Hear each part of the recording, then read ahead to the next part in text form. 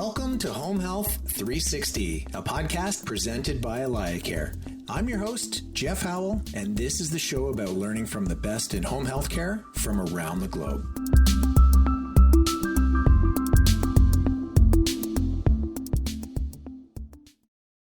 Hi, everyone, and welcome to another edition of Home Health 360, where we speak with leaders in home care and home health across the globe. Today, we have Dan Durney, who has spent almost 20 years in the franchise world and is also self-employed at FranMaster, where he takes emerging franchises to the next level, and he's the Director of Franchise Development at Assisting Hands, where he focuses on recruiting area representatives throughout the United States and select regions around the world. Calling in from Phoenix, Arizona, I believe. Dan, welcome to the show today. Mesa, Arizona, but close enough. Okay. Much warmer than from where I'm sitting. So probably. Thank you. And we have the CEO and president of Assisting Hands, Lane Kofed, who is calling in from Nampa, Idaho, I believe. And but more importantly, I read an article on you, Lane, in December 2011, the edition of the Franchise Times. So if you're listening to this right now, you can just Google Franchise Times 2011, Lane Kofed. And I noticed that every picture of you had you on a horse at your ranch in Idaho. And I couldn't help but visualize Yellowstone with Kevin Costner is currently my favorite show. And if you don't mind, I'm going to picture you as the John Dutton of home care. Yeah, my wife gave me a Christmas present once, and it was a man on a suit on, with a briefcase riding a horse to work. And she said, "This is kind of you." Well, I imagine you're not quite up to the same shenanigans as the Duttons, but I'm just going to picture you in that role. Anyways, I think the Venn diagram of ranchers and home care executives is probably pretty small. Yeah, that's absolutely true, but very, very unique lifestyle. Yeah. Well, Dan, why don't you give us a little bit of background? In looking up your history, I'd say you're really not someone who sort of got into home care and became the franchise development person, but you're really a franchise guy that ended up serving more than one industry. And I'm really curious how you've sort of landed at Assisting Hands. Well, thanks again for the opportunity to come on the podcast with you today. We're excited to talk about all these things that, especially in home care. So actually I had an IT background prior to getting into franchising for about 17 years. And then I had the opportunity to transition over about 18 years ago to representing franchises with a focus on area representative model, which we can talk about a little bit later. And in those early years, I had the opportunity to get involved with Assisting Hands at the very beginning, before it was Assisting Hands. And it's been a company that has the values that really align with what they're doing. The franchise experience of the management of the company, as well as the home care experience and the just salt of the earth kind of life standards that translate very well into bringing people in who align with that. And it just makes for a great combination of people doing doing well by doing good. That's great. We're definitely going to double click on that franchise model. I think that's my first question I'm going to ask you. Okay. And I don't know, you guys must know this. You both attended the same university. I'm sure. I'm sure you attended at the same time, or was one a little bit earlier than the other? No, I'm older than Lane. Dan's a little older and wiser than me. Well, older anyway. And so, Lane, you were actually hired by your Eagle Scout leader. When I learned that brought a smile to my face, because life really is about relationships. And how cool is it that something from so early on in your life led to you being hired to, and carving out your path to where you are today. Yeah. So, I had been graduated and gone from my hometown for 20 years, and I got a call from my old scout master, and one of the men that a great mentor of mine, one of the men I most respect in this life. And he said, we need your help. They knew my dad. My dad's an attorney in our town where we grew up. And they knew I'd been at Price Waterhouse and had a financial career and consulting career. So they needed some financial expertise at the office. And they called me and asked me if I was interested. And I looked into it and I thought, man, there's not many better industries than senior care. Mm-hmm. And my dad had just passed away from cancer after battling it for 10 years. So we had been through the whole gamut of care, from home care and hospice and family and respite care, just the whole family trying to help Dad through battling cancer for 10 years. So when they called me and asked for my help on the financial side of this company, it all made sense for mm-hmm. me. Yeah, there's so many people in the industry that have stories where they've been touched by, the need for care or maybe the lack of care. Curious, yeah. I don't know if COVID has affected this, or maybe you guys are starting to get back to normal, but I learned that you've done a number of discovery days for your franchisees at the ranch with starry skies and campfires and some whitewater rafting. Are you guys sort of trying to get back to that kind of an onboarding? Well, we're still there. We never stopped, even through COVID. And Idaho's a more rural state, so we didn't have a lot of restrictions. So we had people to our ranch all last year and this year.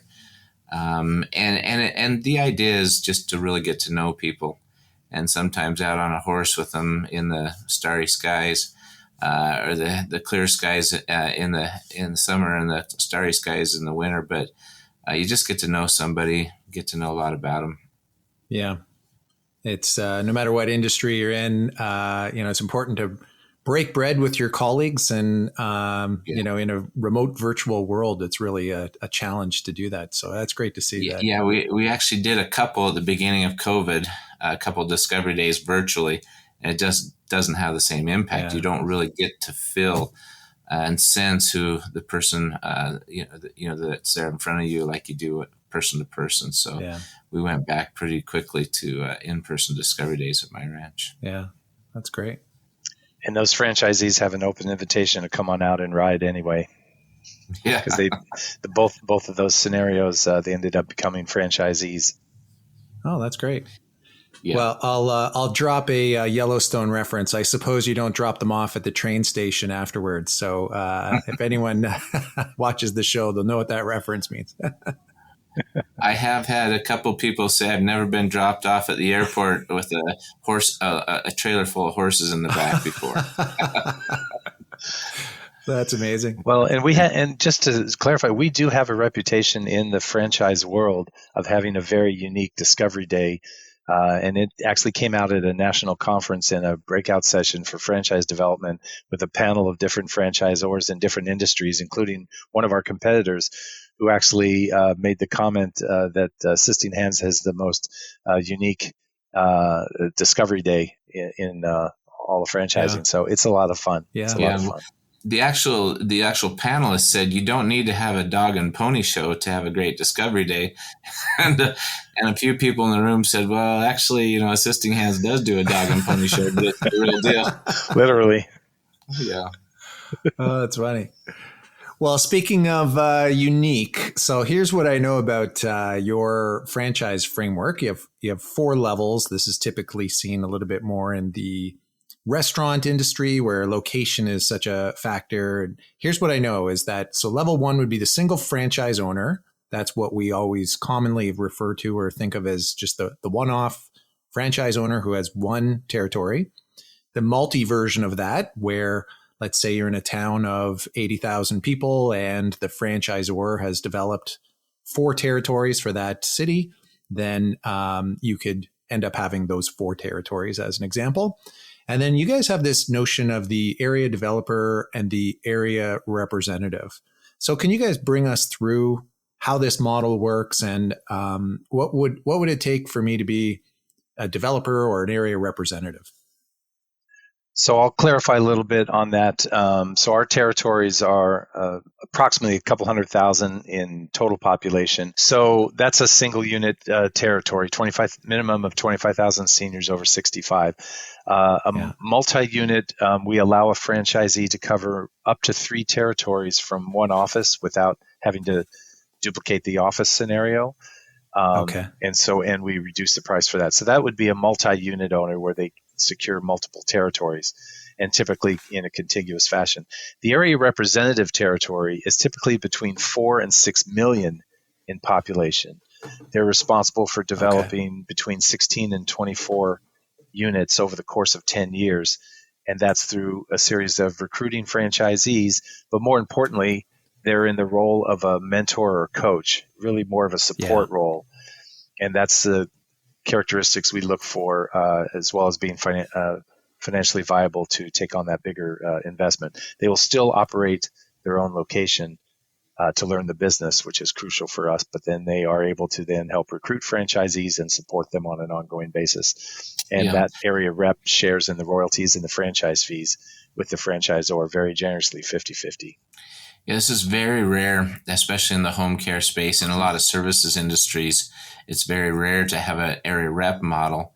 And the reason is because you give away a lot of the franchise fees and the royalties. And early on, we made the decision that we'd rather have the kind of dual support, because you have the national support of the national company, but then you've got an area rep right there in your backyard that knows the state licensing and registration requirements and a lot of the state policies and laws of their local area. And so we made the decision early on that that we would have that area rep model, in this case for home care, because it would significantly help the new franchisees get a better start with the support, guidance, training of a local office, as well as the national company watching out for, the national vendors and the political side and all the things that a national company could do for you. So it's definitely a differentiator.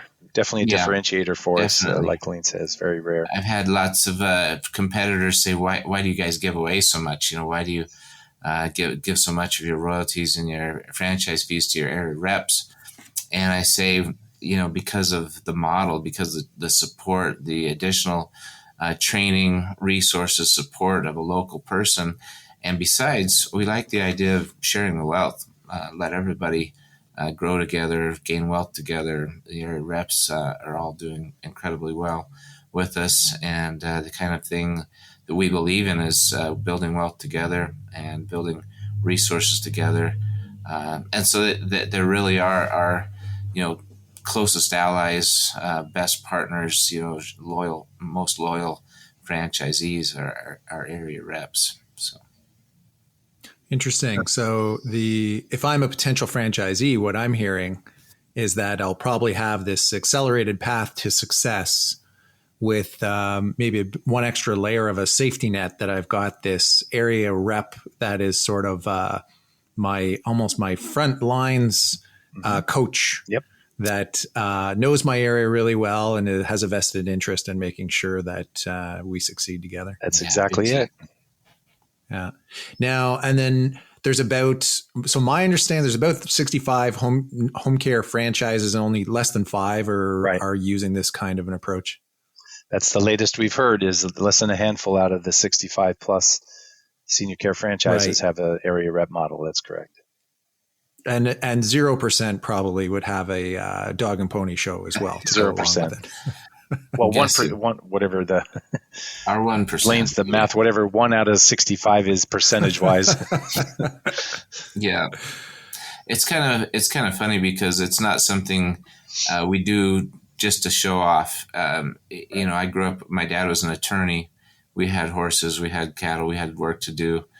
We had people over and they'd ride with us. And it's kind of a continuation of just extending your relationship to another level. And when you have people next to you on horses, or we've had franchisees that were out at Discovery Day and I had them help me pull a calf from a cow that was having a hard time birthing. I always joke around and say, well, free labor, we put you to work at Discovery Day, so we need help on the ranch. And but really, it's about getting to know people in a setting where you can really get to know them well. Mm-hmm.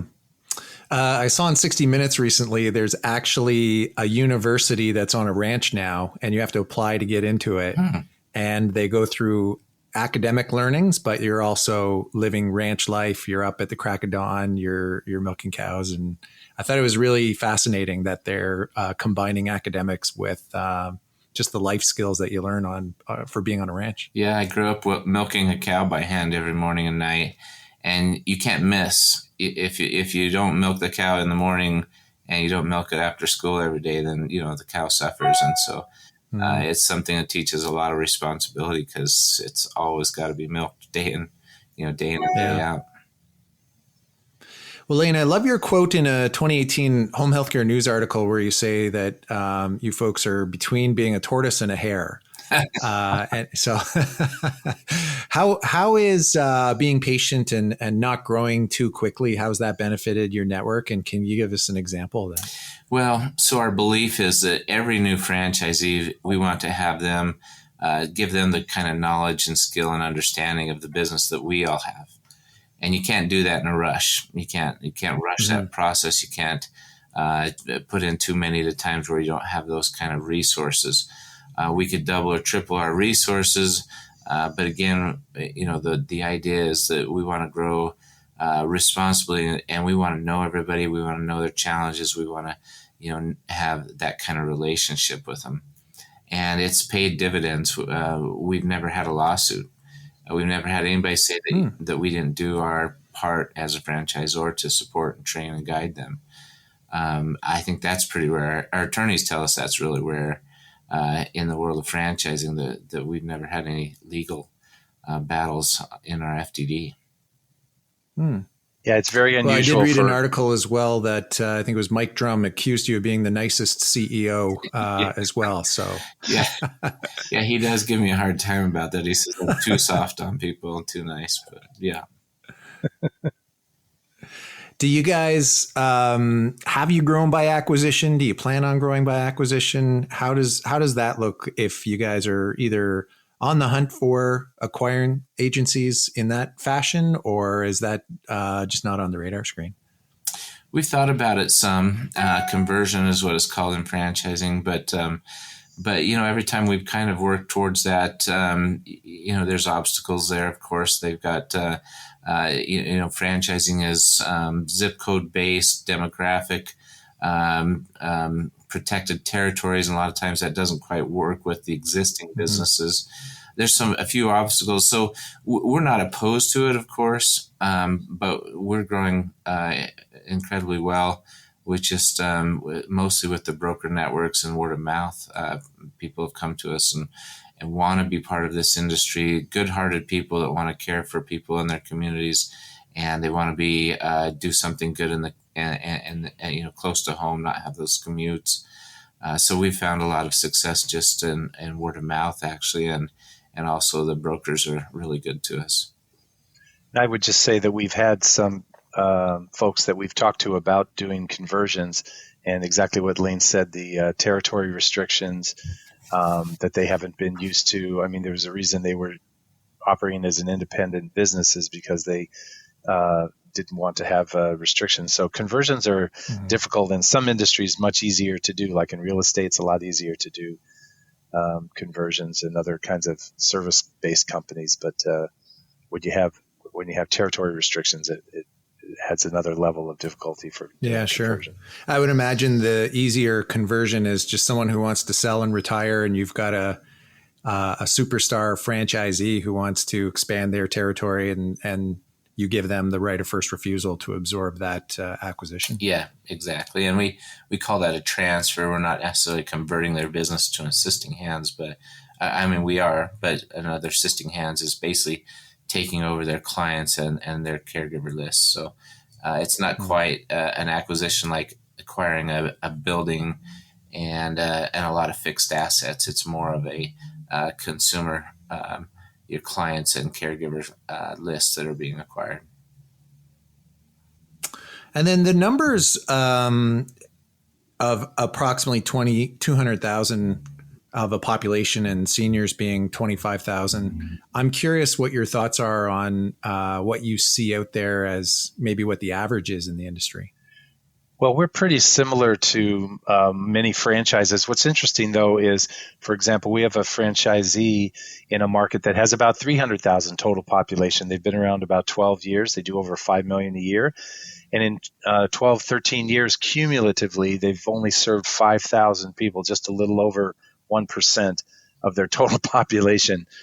Okay. So it doesn't take that many clients to have a very viable business. So there's plenty of business. As everybody knows, 10,000 people a day turn 65 in this country. That silver tsunami is not going to stop anytime soon.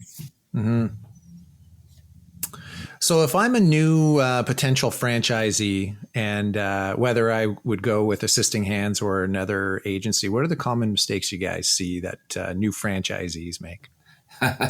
Well, I'll go ahead, Lane, and then I'll weigh in if it's different from what I hear. Really, the mistakes are not quite following our model and doing things outside of things that we've learned over a lot of years and with a lot of experience. And we happen to have a franchisee was a big corporate executive over marketing, used to spend a lot of money marketing a certain way. And we trained her and we taught her this type of marketing doesn't work well in this industry. But here's some other ways to market that are going to be really successful and are proven. And she had struggled, and she said, "Man, I should have listened to you guys. I just thought I knew better than you. I've had a career in marketing, and I thought I knew better than you guys, and I wish I'd have listened more to what you're trying to guide me." But we're also very open to new ideas and new technologies, new ways of marketing, and we're always willing to say, "Hey, test that out. If it works for you, then we'll pass it on to everybody else in the company." But there are some things that we've learned over the years that if people just follow our model, they'll be. We know they're going to be successful. I would add to that, not properly staffing and trying to do everything themselves.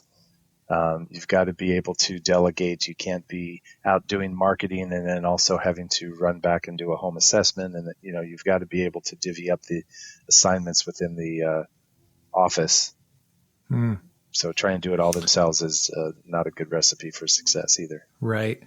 How do you find your area representatives, by the way? Would a high number of them be sort of graduates from one-off franchisees, or are we talking about a whole different persona that people come in as that role right to begin with? Most of our, it's probably an even split of those that came in as their area reps from the get-go versus those that came in as franchisees and then became area reps if those territories were still available to them. So we have some of those that started out as franchisees and then became area reps. But the bulk of our leads come from franchise brokers and coaches and consultants. Mm-hmm. Yeah, and the area reps, they have to have a much higher net worth, some minimum requirements to take on that kind of responsibility. Maybe everybody's high caliber in their own ways, but people have had some business experience in growing wealth and helping others grow wealth are ideal area rep candidates. And and then they also open their own franchise business, and so they get the hands-on experience that is necessary to help others in the future. Well, I counted about 22 awards, I think, guys, when I went to your website, including most profitable franchises, most innovative, top franchises for women, top low-cost franchises. There were all kinds of categories I didn't even know existed. Yeah. What would you say, give us some secrets to winning so many awards? Well, last year, I'll tell you alone, with COVID, we were in the top 500 franchise companies, but we were always down closer to in the 400s and 300s and 400s list. But because of COVID, franchise companies were hurt pretty hard. Even haircut places were out of business for months at a time, and they're usually the steady eddies of the industry. But with COVID, when COVID hit, we have a great group of attorneys. And we got right on the how do we help our caregivers go care for clients that may have COVID? How do we help our clients have a caregiver in their home that may have COVID? How do we do this legally in a way that we can still get there and be there for the elderly and disabled, and especially the people who need the help when their families can't help because of COVID restrictions? And so we jumped on it with our attorneys in a week. We had a legal platform out for our franchisees, and this gave them a big advantage when all their competitors were throwing their hands up in the air and saying, I don't know if we can care for your mom or not. We knew exactly what we had to do. We had the legal forms to go and say, hey, we're going to indemnify you if we get COVID from your client, or vice versa. You've got to be willing to sign this if we're going to care for your parents. And we want to care. We'll do everything we can to protect them. We masked up and wore gloves and did all those things, especially protect the susceptible populations, which are more of the elderly and disabled. And so we did all the right things, and we got out the legal forms quickly to our franchisees, and there was a lot of people in our competitive industry that just didn't know what to do during that time. And so we gained a lot of ground, and we went in our awards. We went from 400 and something, the top 500 franchise companies, up to 163. Big, huge leap last year, partly because of COVID, and we grew 16 million in revenues that year because of COVID. So that's one example of winning awards. We jumped on the requirements with our attorneys and made it happen for our franchisees, and we grew substantially because of that. But also, like the top women franchisee award, we have a lot of women franchisees.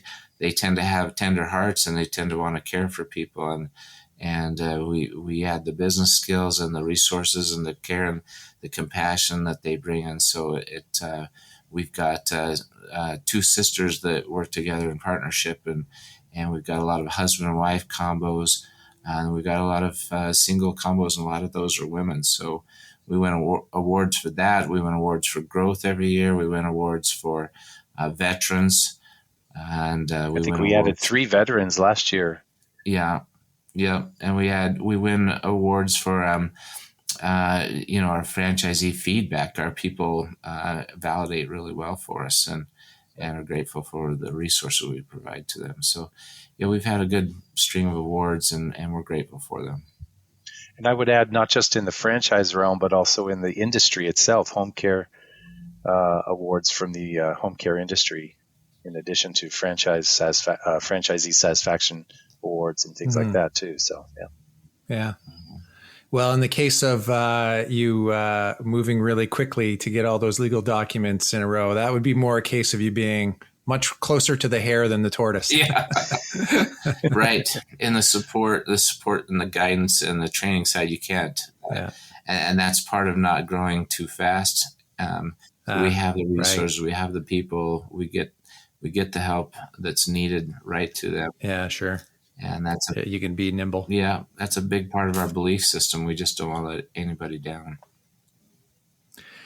Yeah, and I guess one of the other advantages is that as per your website, you still have some A territories up for grabs because you don't have 900 territories already taken up. Dan, can you run us through what the focus is on your growth now in the U.S.? So in the U.S., I would say some of our territories, California is wide open, with the West Coast for area representatives, Oregon, Washington, St. Louis in the center of the country, and then great territory in the Carolinas, South Carolina and Charlotte area. The East Coast is pretty well solidified for area reps, but lots of great territories in the Boston, Connecticut area markets, New Jersey, and then very strong opportunities still in Florida and in Texas, 2 markets where we have strong area reps in those areas. And if I'm a potential franchisee out there and I'm evaluating home care versus other industries, notwithstanding the trip to the Dutton Ranch, why would I consider home care versus other franchises out there? Well, part of it comes down to when we talk with the candidates about what their reason is, even for looking at senior care, number one, and why they're even looking at doing a business. And I hear over and over again, people, especially that are in corporate America, that are either seeing their job coming to an end or they're about to get acquired, the company is, and they're not going to be needed anymore. And they just don't want to go through that again with another company. And they want to do something that leaves a legacy and has some kind of impact in their community and do something good for people. And so, with all due respect to Cold Stone Creamery, this isn't shopping ice cream. This is taking care of someone's mother. And so if hope Cold Stone Creamery doesn't listen to this, but anyway, sorry, Kahala Brands. They'll do just fine. But yeah, you've got to have a heart for the business, and there's very few businesses in general that you can put your heart and soul into and provide a good living for your family, a good return on your investment, and be able to answer the call that many people have innately to contribute to their community and do something good. And the impact that these caregivers have on the lives, not only of the seniors, but of the extended families that are impacted in a positive way, to allow their parents and grandparents to age gracefully in their home for as long as possible. It's just hard to compete with that. So if people they just want to do something, like maybe vending machines or it's just a side hustle, that's totally fine. There's nothing wrong with that. But for an opportunity to do really well in a very scalable business, that's the other big advantage home care has. It's a very scalable business. It's not limited to a facility that gets filled up, and can contribute to their community. It's a great opportunity. Not to mention the fact that we've already said ad nauseum, 10,000 people a day turn 65 in this country. So Yeah, and to that point, the baby boomers, we've talked about them for the last 20, 30 years. How powerful, an audience they are for care, for all types of services. But the truth is, the oldest baby boomers were born in 1946. 65 years later, that was only 2011. In 2021, they're only 75. We're not caring for people in their early 70s and their 60s. We're caring for mostly people in their older 70s, 80s, 90s. And so those 78 million baby boomers, they're still going to need care in the future. We haven't even gotten to them yet, really. Yes, we will. And so when people say your industry's saturated or there's too many of you already, we say we haven't even started caring for 78 million people that are coming. And we're still on the forefront of this. And so we're glad to be where we're at in the industry. We've got a stronghold in the industry, but pie is just going to get bigger and bigger. It was probably 20 years ago, I think, that Boom, Bust, and Echo came out, if you guys have ever read that book. And the number of the stories that are in that book that show you the impact on, when that generation, left tennis because they got into their 40s and couldn't play tennis anymore. And it's an undeniable force that, they'll definitely need care as they age. A lot of them will have the money for, private services as well. And, the challenge will be to sort of figure out how it's a weird industry where the number of clients is not the problem. That's usually the problem with a business is you don't have enough customers. Clients. Not a problem. And the other side of things is the more that there's, dementia, Alzheimer's is growing in our country. And with home care, the more you can keep them stable in their home, where they raise their family, where they know, where they have all their experience, the better you can preserve their health. And so that's another big factor in the home care industry is that we tend to try to keep people healthy, safe at home where they are the most healthy.